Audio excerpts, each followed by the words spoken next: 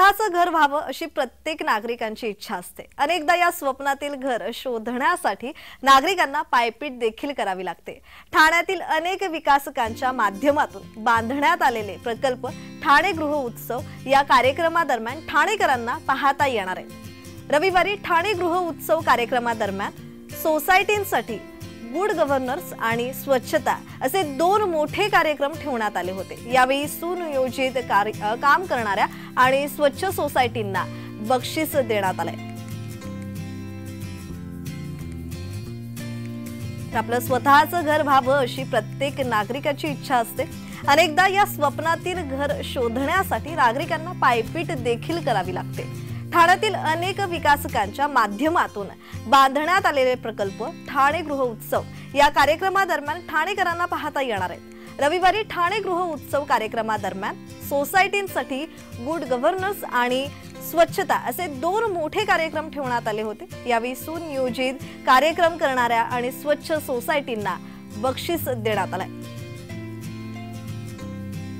एक रामोत्सव चालू झाला। लोकांमध्ये एकदम एग्रेसिव्ह भावना आलेली, म्हणजे उत्सवची तेच भावनाला कंटिन्यू करत आम्ही होम उत्सव नाव दिलेला आहे। एक घराचा प्रदर्शन आहे, प्रॉपर्टी एक्सपो 21 जो 16, 17, 18, 19 तारीखला होता। ते कार्यक्रम मध्ये आज आम्ही दोन मोठे कार्यक्रम ठेवलेले आहे। एक आहे सोसायटीचा, म्हणजे डेव्हलपर असा असते जेव्हा सोसायटी बनवून देते नंतर सोसायटी मेंटेन करायचे काम फ्लॅट ओनर करते, मेंबर्स करते।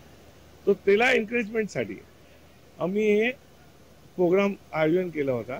त्याच्यामध्ये आम्ही गुड गव्हर्नन्स आणि क्लीनलीनेस ते दोन सब्जेक्ट मध्ये भार दिला आणि 3 सोसायटीला 25,000, 50,000, 75,000 असं 3 प्राइस दिला। फर्स्ट टाइम असताना आम्ही 212 सोसायटीने रिस्पॉन्स केला होता 1 महिन्याच्या मेहनतमध्ये। नेक्स्ट इयर म्हणजे आजच आम्ही अनाउन्स केलेला आहे, तो आम्हाला वाटते की 1000+ आपल्या सोसायटी पार्टिसिपेट करणार आणि त्याच्या आम्ही लय मोठा प्रमाण म्हणजे अवॉर्ड जसे फिल्मफेअर अवॉर्ड असते ते प्रमाणे आम्ही ते दर्जाच्या आयोजन करू।